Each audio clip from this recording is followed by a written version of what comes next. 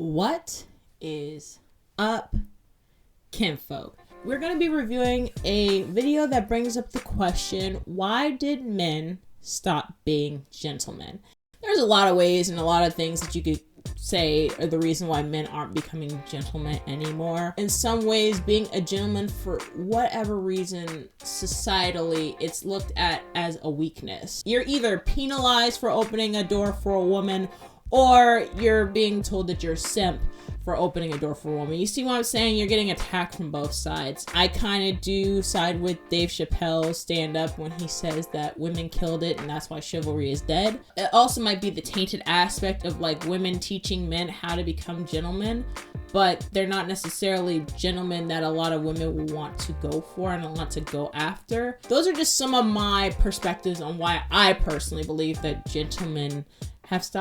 why men have stopped being gentlemen. But without further ado, let's get into it. So let's start things off by defining what do we mean by the word gentleman. So a gentleman, per definition, is any man of good and courteous conduct. A gentleman was someone who had a heritage, who had a blood relation in some way to a bit of nobility. That being said, the gentleman didn't really have any claims. He perhaps didn't have any money, but he did have his name. He did have this title, the gentleman, which separated him from the commoners. Courteous in conduct, I mean, that's gone from men, that's gone from women, that's gone from society in general.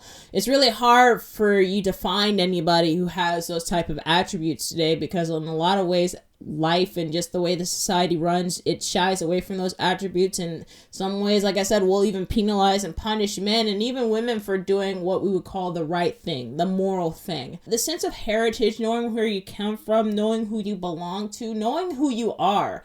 Once again, is something that we don't really have in the society. We have a lot of fatherless homes. We have a lot of people who are being raised by single mothers. But the aspect of knowing who you are, where you come from, and having a sense of pride in that, that's something that we do not have today. We are the money that we make. We are the jobs that we work, we are the cars, we are the clothes that we wear, that's who we are. But the sense of my lineage comes from these people, like that is not something that people gratify and glorify. You got these men of noble blood out there trying to make a name for themselves out there in those continental wars, or maybe they're just trying to make their way up in a court of a really high noble house. Point being is they wanted to be known as gentlemen. And by the 16th century, the gentry, as they were called, had pretty much established themselves as a distinct order. If you're a family of a high-ranking noble, but you're the seventh son down or seventh down on the totem pole, it makes sense. You're going to have a sense of purpose of wanting to be like the people who are above you. The fact of being a gentleman is being a big deal. It comes with a purpose. It comes with showing that you created the life in which you lived, especially if this is something that isn't given to you by birthright. At a certain point, you're going to have to find ways of proving your worth. Now, the word gentleman, its meaning and its usage did start to change. In fact, in 1714, Sir Richard Steele wrote, "The appellation of gentleman is never to be affixed to a man's circumstances, but to his behavior in them." And this is key because what happened is it started to evolve that it wasn't viewed as just gentlemen were this because they were born gentlemen, that they had descended from nobility. No, gentlemen it was viewed as something that you could become based off your behavior. This was further reinforced during the Victorian period. Whenever we had a number of rules, we had a number of distinctions that were formed between being able to see classes. So you could dress in a manner of a class, but did you act that way? Did you know the mannerisms? And a gentleman was aware of these. He was trained in these. He understood why they were there, even though they seemed like they were invisible rules that may seem, not important to someone not from that class. He understood why they were there, and he also, he guarded them. He made sure that others followed them. Like you said, you could look the part, but are you going to act the part? This is even why I would say kind of diverting, but kind of staying on topic, is when people do become successful, a lot of people in their circle will say, well, you changed up and you're basically a traitor or you're a grifter. It's like, no, I have ascended to a higher level, and in order for me to stay at that level and to go higher, I'm going to have to change myself. I'm going to have to wear these suits. I'm going to have to not use slang when I have conversations, which is also the way that'll help me to move forward in my life. Once again, this is like the idea of a gentleman is I need to make something of myself. So whatever I have to do to become the machine, so that way I can have a life of leisure where I don't have to do as much I have to do. Having a merger of both being able to look the part as well as being able to play, to be able to compete, to know the rules, that ascends you even higher. Just having one or the other does not benefit you. And society viewed that as important because no one cares about that anymore. Number one reason I think it has started to disappear, especially after the 1950s, the 1960s,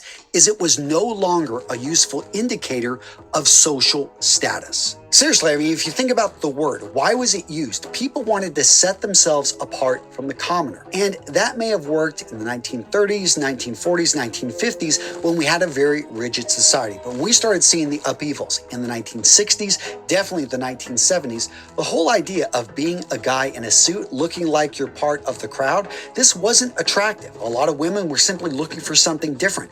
When people were looking for creativity, they're looking for a business partner, they're looking for someone to, you could definitely go with a guy that was a gentleman. He's probably going to be very dependable. But if you want somebody that's creative, if you want somebody that's thinking outside the box, it's probably not going to be that guy in the gray flannel suit. It was the rule breakers that were all of a sudden at the top. We saw this in the 1980s, all of a sudden coming out of Silicon Valley. We saw people that simply didn't look like the typical gentleman. We saw men that didn't act like the gentleman. I feel like that's reasonable. I mean, we could look at the Gary V's. Gary V is a potty mouth, right? That's not very gentlemanly. It's very rough for someone who is like a CEO of a company. Even seeing CEOs of companies, they are very ripped. A lot of them have tattoos. There's definitely like the bad boy is king for sure. Now, the third reason I think the gentleman is going extinct is, unfortunately, a lot of the behaviors that work in smaller groups can be taken advantage in larger networks. So when you work in a company and there's only 10 people, 15, maybe even 100 people, if you are a great hard worker, if you're somebody that actually gets things done, you build up a reputation. And it's hard, you're able to move up and advance. But when you're in a larger business, whenever, now we're working through the computer all the time, a lot of times you've got people that are busting their ass. You've probably had this happen to you, and all of a sudden your boss takes your credit. You've got peers that are, basically aren't sharing the wins with you, and all of a sudden you're getting passed for promotion, even though it should have been you. And so a lot of these behaviors of a gentleman, not simply tooting your own horn, not raising awareness of what you've accomplished, all of a sudden that started working against a lot of guys. We'd also see people take advantage and even mock gentleman behavior. Some of you guys have taken a lady out and then you pay for everything because you're old school that way, and come to find out she was just looking for a free meal. You were taken advantage of, and she brags to all of her friends. I'm not saying this happens all the time, but some of you guys have told me about, stories like this. I mean, and the thing is, as we expand our networks, as we start to interact with more people, we have more opportunity, but we also have more opportunity for being taken advantage of. And unfortunately, if you rely on somebody's word, if you rely on it, assuming that people always have good intentions, you can be taken advantage of. And this is where being a gentleman can sometimes not pay. And that is where I would say a lot of men, especially the red pill community, I feel like is a lot of disgruntled and bitter men in some regards, because I do see that, yes, some of them do have adequate points. Being on a date and a woman only wanting to go out with you because she wanted a free meal, I mean, that's going to brew some bitterness. It's going to make a lot of people not want to go out and do that. It's hard to say from my perspective because I am a woman, but I've always tried to operate from a moral high ground and from a moral perspective. And I also do recognize, because of that, I have been taken advantage of in my life by multiple people. At the end of the day, I've kind of come down to the conclusion that I'm going to continue to be who I am, regardless of who other people are. And if people take advantage of me, I just take that as just like lifing. I don't try to categorize a group of people based off of one individual and one experience or multiple experiences I had with that individual. I kind of look at it as this individual did me wrong and I need to tread lightly when I entreat them and when I am around them, but I'm not going to go out and throw myself away and how I am as a person because someone hurt me. Which is really hard and it's just really difficult to do. I'm not saying it's easy whatsoever, but that's kind of how I've been able to go through life. And I'll say at the end of the day, I have no regret. If I get taken advantage of, I just take it as an L and I just keep it pushing. Open hostility by a lot of people in modern society. Yep. And you can call it feminism, you can call it whatever you want, but there are certain behaviors by gentlemen in which Groups view this as, you're placing ownership maybe on women, that you are implying that they are weaker by opening the door.